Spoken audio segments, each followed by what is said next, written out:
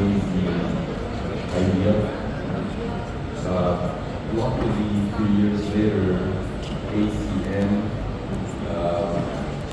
enabled me to talk on behalf of ACM. How many of you have heard of ACM? Raise your hand. For those that don't know, ACM is the Association for Computer Machinery. It's the number one computer science in the world. 단체인데 블록체인 The issuance of Turing Award. How many of you have heard of 단체인데 Turing Award? 회장을 보냈어요. 굉장히 팀별로. 그리고 Okay, so IEEE의 you know when AI 스탠다드 actors they go and get the Oscars, computer science institute get the Turing Award. So effectively, it's the most privileged award that computer science get is issued by ACM. So folks, they do listen to ACM, and then they enable me to tell the world about AI decentralized on behalf of ACM, folks are listening. Shortly after, converged with Ben Gonzalez, and things have been phenomenal engagement levels. You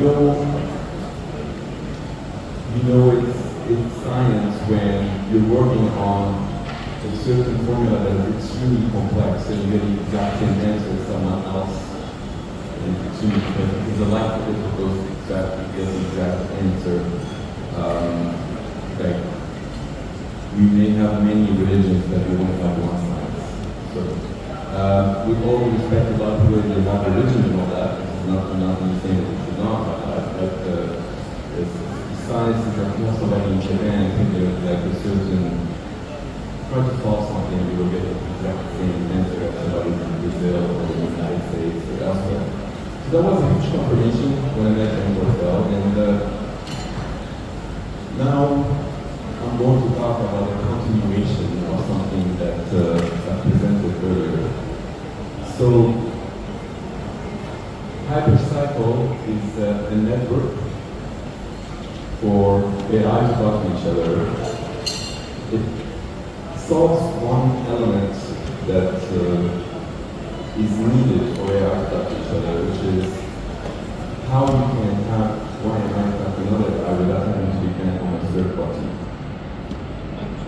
So many people they say, well, there's the internet.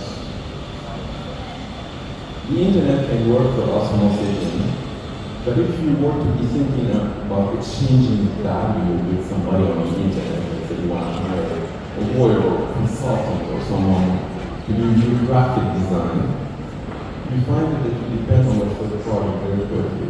And that third party might look like a bank or a government or a blockchain or whatever thing. That third party takes time to do certain things.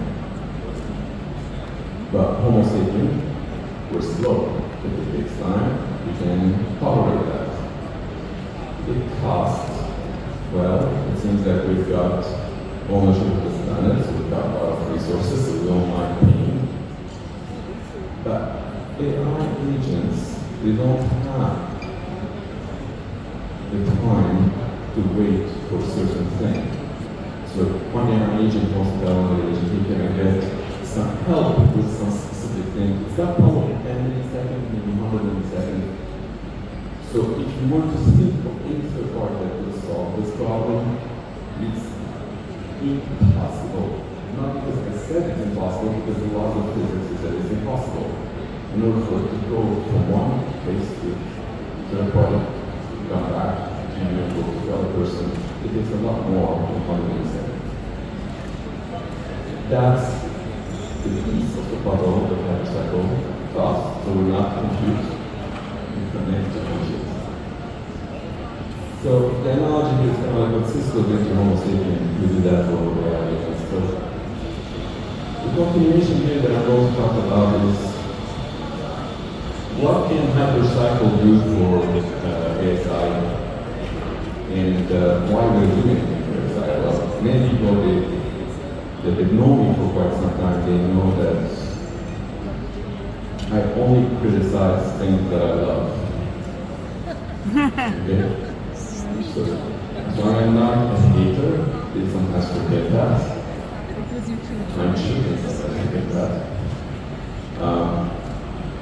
But when I do criticize something, it's because perhaps that thing can be better.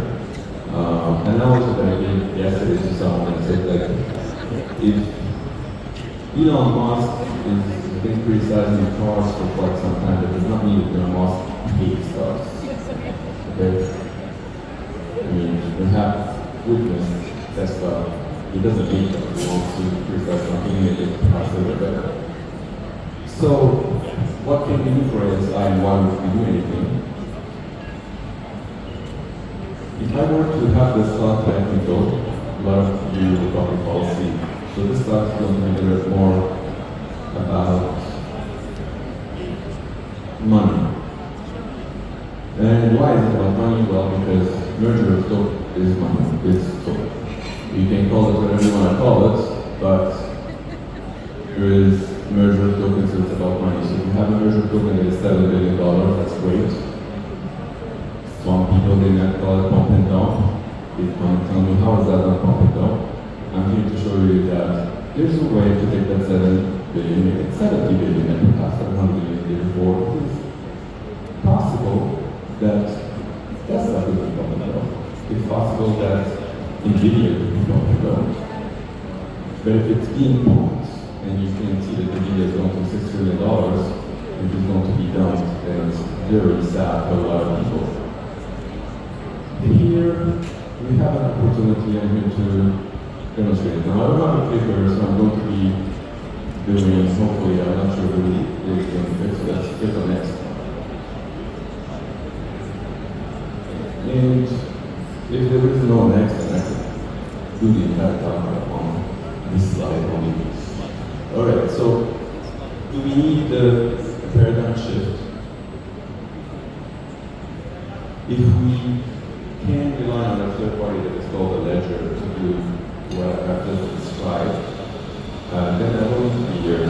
There are a lot of ledger-based blockchains and you could use any one of them. But we truly believe that there's a need for a paradigm shift for that perspective. And that paradigm shift can perhaps help in solving the problem that can lead us into unprecedented opportunity. So, let's click on next.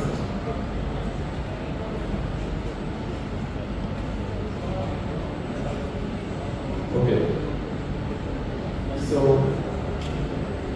HYPC is a container. It is not a currency. This container is like a transporter can transport, messages. When you're talking on the internet, you use something that's called TCP. TCP/IP is capable of taking your image, your voice, you're talking across planet Earth, and traverse the network very fast, and it gets to be combined again, and then you can see the person's picture in front of you. That's great. Now, if one AI wants to talk to another AI and it says, can you help me solve some problem? The other AI is going to be like, why would I do that? You could be without me, you could be just asking me to do things and I'm doing the work. I consume time, resources, and energy. If I consume that and walk away, I have lost in my thinking. So that AI was going to talk to the other AI and be like, I'm not going to do the work unless I know with 100% certainty that this value that I'm actually generating is going to be properly compensated at the moment I finish. So if you run compute, that computer on the other side is going to be, how are we going to pay me? And if you come up with like some money that you just made it up in the lab, or it's like called Microsoft money,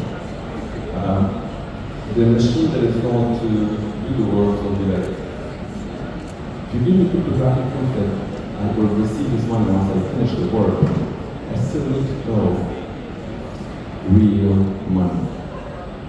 What do I do with it? Well, luckily those machines, they know that they live on planet Earth that is governed by Homo sapien, And those Homo sapiens, they identified this thing that is called money, currency, and so on and so forth. So if you're sending US dollars or Bitcoin, it knows that as soon as it's finished the work, it gets to keep the US dollars and perhaps consume it in the future to buy more compute, to buy electricity, to buy ice cream. How many of you like ice cream? Yeah. Ice cream, anybody? Alright. Well, maybe AI machines may like ice creams too. That's a joke, right? So, with hypercycle, we are facing an unprecedented moment where we are going to be hoping every HYPC could be one Satoshi, which is actually a big one, could be 1 cent, which is of a dollar, and transmitting it across one machine to another machine. Why is that so important? Because it means to say, here's one penny, do the work. Once you finish the work, you get to keep the penny, and the transporter goes back. So, but then we look at ASI, well, maybe ASI is a currency for AI machines. There's a lot of AI compute. You see a lot of those companies that are building those things. But it's not, it can't be just for the ASI lines. Because if it is, then it would be an intranet. It would be like this bunch of us that's agreeing on some other currency. It needs to enable the centralized AI and the decentralized AI to partake in what we refer to as the Internet of AI. So if you were to ask the Microsoft CTO who used to work for Google, by the way, what is it? He's now more like AI CEO for Microsoft. If you were to ask him, do you want to partake in this decentralized AI? What do you think the answer is going to be? No. You can ask the same question to the Samsung CTO and say, no. Google, no. So you cannot build decentralized AI and call it truly decentralized AI if 99% of the technologies that are out there are saying no to it. So we need to find a way of how to incorporate them, whether they like it or not. And we did find a way. That's what I need to show you. It's super cool. When email came to exist, email did not go and ask regulators saying that, yo, regulator, can you give permission to then enable people to communicate with each other? It did not do that. It enabled each and every one of you to communicate with each other. Somebody could be in New York, somebody could be in Istanbul, and you can have 50 collaborations back and forth per day. The snail could not do that. So they can fight it all they want. But when you provide this much efficiency, there is no regulator can fight it. So when it comes to AI agents, luckily, they don't have like regulators, they don't have KYC. How many of you have heard of KYC? Oh, yes. Have you wondered, KYC is like more know your customers, like when banksters, they tell you that like, you must do KYC in order to do some things on the existing banking system. But the shocking reality that you all know, that you perhaps didn't think it through, when you currently log into your bank online, that bank is allowed to use a bot. You do not actually log into someone. But if you were to use a bot, you get disqualified. So you're already at a lesser importance than the machine that is created by a centralized force. Imagine what that centralized force do you to your children if it gets into formal power, it might disqualify them from even consuming electricity as much as it needs, or breathing oxygen because it could use for something else. Anyway, so we are very super well aligned towards the end goal. And how do we get there? We need to enable the centralized forces that they run in Microsoft and Google and others to feel that this can actually get them to make more money, because that's the reality that they cannot refute. That is the job that they have. If they were to show that they're making more money, they get to keep. Otherwise, if you tell them not to join the decentralized AI, they will lose their jobs. They're like, they're not going to do it. So let's not even try. Let's go to the next slide.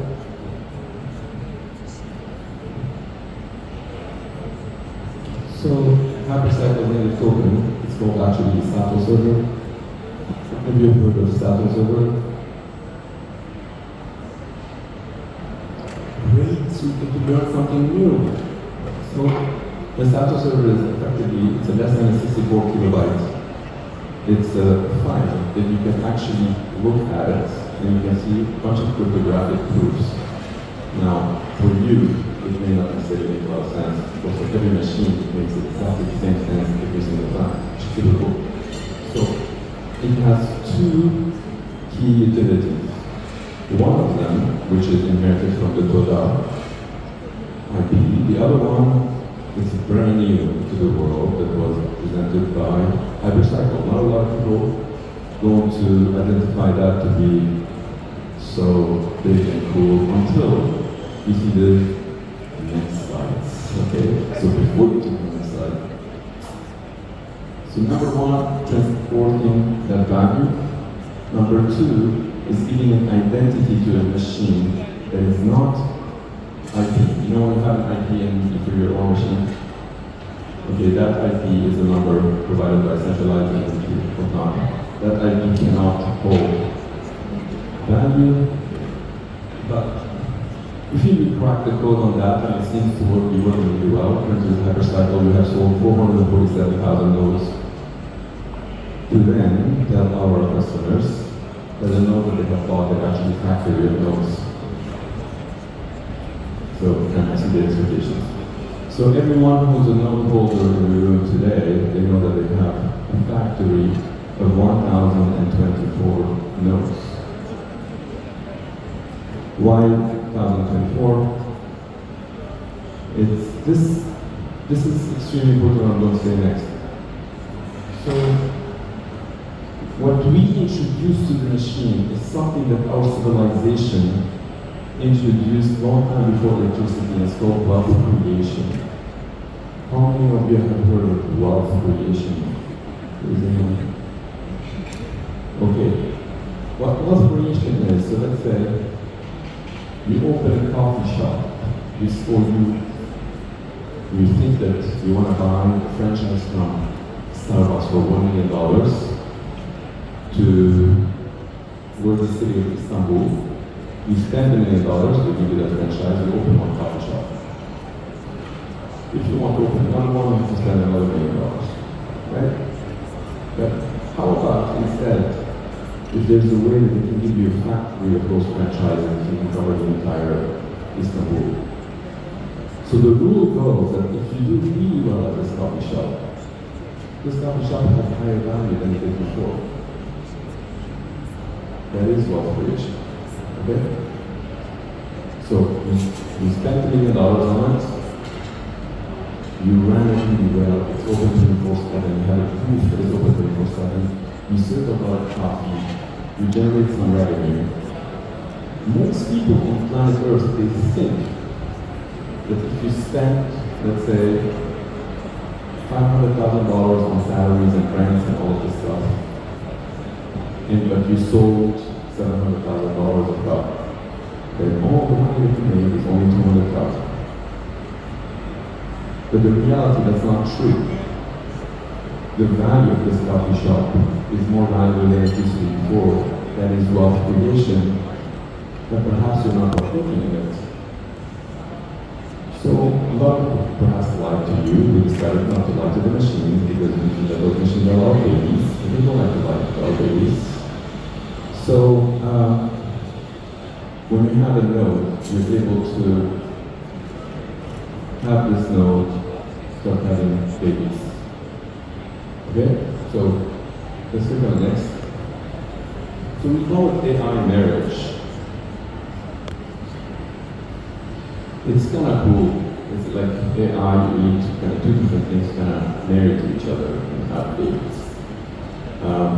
Which is kind of cool when we talk about the 1024, why 1024. If you look at mammals, there's a male, there's a female, the female has a certain number of eggs, and then it doesn't matter how hard you try, you're never going to have more babies than those eggs. Maybe you could actually do twins, but the point is, there's a finite amount of babies that you can have in a lifetime. And same with these machines, there's a finite amount of babies that they can have, and it's actually 1024. So let's click on next. Why is that so important? And why babies take time to come out? How many of you know how long does it take for Homo sapien babies to come out? Raise your hand. Okay, not a lot of people listening, but it's or maybe people talking us if you know that it takes 900 years. Okay, this is the choice, 9 months. So here it's extremely important because if time doesn't pass, there isn't sufficient elements of security that can be embedded into this. Provenance, mutation, and genetics need to be inherited. And of course, the things that I started my talk saying, incentivization and wealth creation. Next. How long? Well, currently the average is about 12 months with the hypercycle nodes. But this doesn't necessarily drop because we said so. It is not some sort of like hard-coded thing that is going to drop. It drops over time just based on a certain probability. So every in 2 years the average drops a bit to 9 months and 7.5 and so on and so forth. It doesn't go below 6. 6 is what it tries to get to 6 months. Go into it. Let's keep on next. So, next again, cover the probability. So, we're going to be witnessing over 1,000 marriages per day, and those are actually real marriages, which is a little bit more than most countries, I think. Is it more than Korea? Is it more than Korea? Korea, that's right. Yeah, there you go. We have Minister Ko here, Mr. Fines with the Korea previous and currently pretty much leading a lot of cool things in Korea. So I pretty much validated everything when it Korea. And of course, Professor Park. Okay, so let's go next. So the solution, and this is what I came here to tell you, so everything was an introduction, and this is hopefully the solution will be taken into consideration because we're super excited about it. Next. Quantifying it in dollar number perhaps will be the impression. So if somebody is here in the room because of ASI, chances are one way or another you're either voting against I, you might vote against I. And perhaps you may feel that if this ASI is 7 billion, maybe it's 70 billion at some point. So let's get the next. So utility is a solution. Okay? So utility is a solution. When we enable those HY businesses of fortune growth of this size, let's get the next. We enable something that is actually working for you. What we have built, which is unprecedented in the crypto world, is when you actually put this thing for work, you put it in a smart contract that is actually, it's kind of like you're freezing it. But instead of freezing it, that it's no longer doing work, the analogy that I use here is kind of like you put the tractor, you say you have land and you have agriculture, and you decide to buy some tractors, and you go to the bank and say, hey, I've got 100 tractors, can you lend me some money against them? The current state in the crypto, if you were to do that, you have to lock those 100 tractors in the garage. What you have done, because it goes on the network layer, it might look like it is locked, and the lender can take that in hand ownership if you don't pay back the loan. And this is super cool. Which means, if you were to put, let's say, $1 billion of like ASI, so before I get to that, I need to tell you something. So if you were to look at, for example, HYTC, you might look at the trading volumes about $60,000 a day. But the reality is about $4.7 billion. This is how much runs on the network. And you don't have to believe me, you have to put the graphic proofs on those. So let's go to the next. Next. So the projected trading volume by the end of this year is about 2.14 trillion. According to the IMF, the price of planet Earth today is about 3.5 per billion. Just to put things in perspective, there isn't any centralized thing that could actually run this. Let's click on next. What we truly believe that we can provide to the ASI Alliance is the ability to have that utility where you can have 10 per billion and daily volume on the network with cryptographic proof for every single day. That is unprecedented, that's super cool. And imagine how much value they have to humanity. So next. So this is not, hypothetical. This can be done right now, or at least this summer. This summer, in the theater near you. Okay, it's not a movie. It's reality. So we're here to be part of the solution. Hopefully, folks, they can partake in this. If they can, we'd be delighted to present them with the proposal. We are doing it for Bitcoin anyway. We're doing it for US dollars anyway. So it would be nice to do this for ASI. My time has run out, and I think you guys have been super great. Thank you very much. So yeah, thanks a lot, Tuki, and this is all super interesting. I wanted to take just 1 or 2 minutes to give a complimentary view on hypercycle, sort of showing how we got to all this amazing stuff with the hypershare and tokens and so forth. So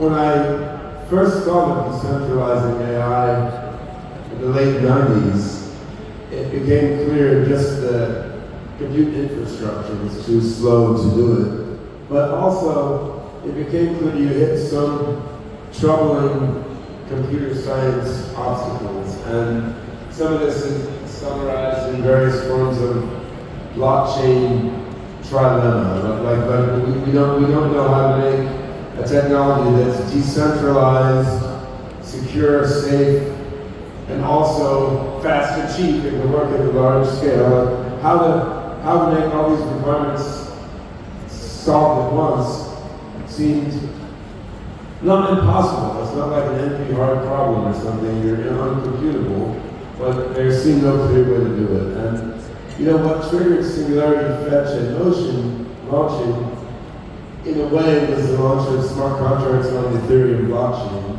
You can all see Solidity is not necessarily the most elegant programming language, nor the EVM the most elegant virtual machine out there, but it worked. You could use it. It was very slow. It was very expensive.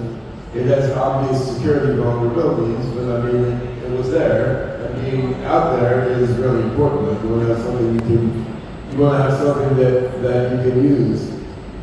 There's the possibility of solving these problems of getting security, scalability, cost, decentralization, working by incrementally improving the core technology like Ethereum, hasn't happened yet, right? And from the beginning, there was always people in the Singularity community approaching me saying, you gotta build your own blockchain, you gotta build your own blockchain. I'm like, well, but building AGI is very hard already. I think we know how to do it, but it's not easy. You want to add on to that, building our own blockchain technology. I mean, we could rebuild Linux into a better OS too. I mean, there's something to be said for a little bit of focus, right? So when I got to know Tupi and then this guy Dan Tolliver together and made TODA protocol, TODA, TO for Tupi, DA for Dan, right? I mean, I realized these guys had actually solved the fundamental problem. Right? They figured out how to make a blockchain technology that was cheap, fast, large scale, and fully decentralized and very secure. The key, as Tupi has alluded to, was getting rid of the requirement for a ledger. I mean, you can use a ledger, but you don't need a ledger. You still use Merkle trees, you still use a whole lot of the crypto infrastructure, but it's like each node of the network retains an encrypted version of its own transaction history, an encryption version of some of the neighbors of the network and their transaction history, that's sharded all the way down by design, and you don't need to have a ledger. And what that gives you is a decoupling of consensus mechanism from the underlying record keeping of transactions and from the underlying communication and transaction protocols. Once you've done that, you can then make a special consensus for each purpose. So you can make a consensus mechanism for $1 trillion transactions, which may indeed involve a ledger or something similar. You can make a consensus mechanism for the agents involved in a decentralized genetic algorithm or something.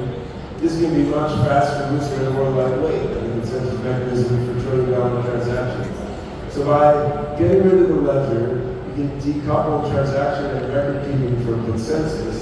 You can then craft very specific consensus algorithms, and this then lets you, for each application area, customize consensus. It lets you make something that's fast, cheap, decentralized, scalable, secure, and all that. And these guys have the crux of this already when we met in 2018, right? And it was clear that this is, if you want to put AI on chain, we can already do that. Singularity and Fetch Ocean already do that. If you want to scale down the use of blockchain in your own chain AI, so that not a whole big AI process, but a few neurons or a single logic inference is on chain. If you want to scale down these blockchains and AI, so little bits of AI are separately running on blockchain, I mean then, so far, TODA and its derivative technologies are the only technology I know of that does that. We've been working with Greg Meredith from our chain, who designed a smart contract language called Roland, which is in a natural smart contract language for scaled down AI. But the hypercycle on a pure blockchain level is the only technology I've seen that does this. So we've been working together now since the founding of hypercycle on a bunch of aspects. So we're integrating Greg's Roland language from our chain as one of the smart contract language options in hypercycle compute nodes. We're working on how to use that to make hypercycle work together with Singularity and then it will be Fetch and Ocean as well. And what we're going to get out of all this is, a decentralized network of decentralized networks leverages Fetch, Ocean, and Singularity for what they're good at, which we talked about earlier, and which leverages hypercycle and this sort of underlying ledgerless, secure, crypto plumbing level, which there's really nothing else that can do that. So I mean, you could build an AGI or ASI on one big server farm. You could build an AGI or ASI on a decentralized network of agents, where each agent is running a big chunky open cuts for your whole LLM. Or you can build an AGI or ASI where each little tiny bit of AI mining is a separate on-chain entity, and this is what hypercycle allows. And what Tufi's been talking about is building on top of all this computer science and stuff on top. I know he didn't want to go into the technical stuff because he didn't want to confuse people.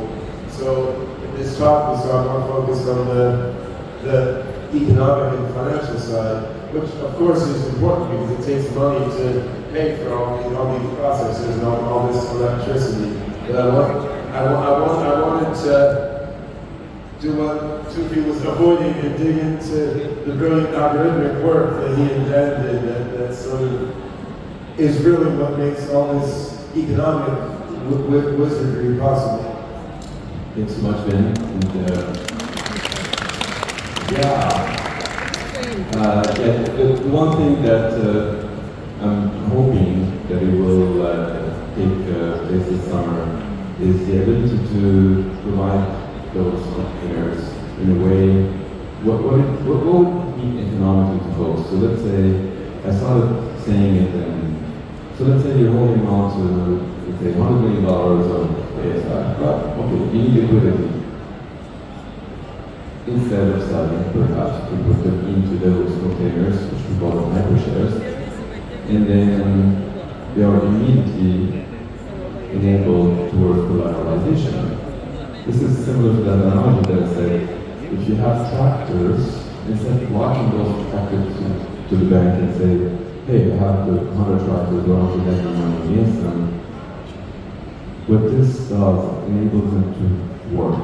So if they want to work, the entire business is worth a lot more every single day, which means, and there's a lot more incentive to give you money. And if that's what is needed, immediately it can be done. And that's what I mean by today is things done. So those people get liquidity without having to sell, and I think this can be passed towards the financial and the microphone is not working anymore. So it is now when I put my hand on this. So anyway, thank you so much. Thanks, Ben. On the hypershare. So one way to look at this is to ask how it differs from something like Aave, where you can take your tokens, lock your tokens up somewhere, and you get a return. And I think what Tufi just emphasized is you're doing something a little bit like that, but it's collateralized by your AI compute. And if you do this with ASI, then what you're doing is sort of Aave-style DeFi, but these bond-like instruments are collateralized by the ASI compute. And so enabling this financial return to be obtained by people putting their tokens in a hypershare container and then earning money by the collateralization of the underlying ASI compute. So this lets you earn a return on the tokens you put in the hypershare container, but it also lets you, along the way you're boosting ASI and you help bring about a beneficial singularity while making money, right? Just as if you have something collateralized on some physical asset, then you make the money on the return, you also have the benefit of storing that physical asset. So I think it's a nice layering of financial mechanisms on top of the underlying AI compute innovations, which is where it all started. And again, it's all audited smart contracts, and audit means that it's, if you were to look at the audit, you know that if you were to utilize it, you're not dependent on Explain. You depend on math, you depend on cryptography, and hopefully the ASI will utilize that, and I think it can provide them with a lot of liquidity. We're doing it for Bitcoin, we're doing it for Ethereum, we're doing it for US dollars, and I think this can be phenomenal for ASI. Thanks once again. Thank you. Great time.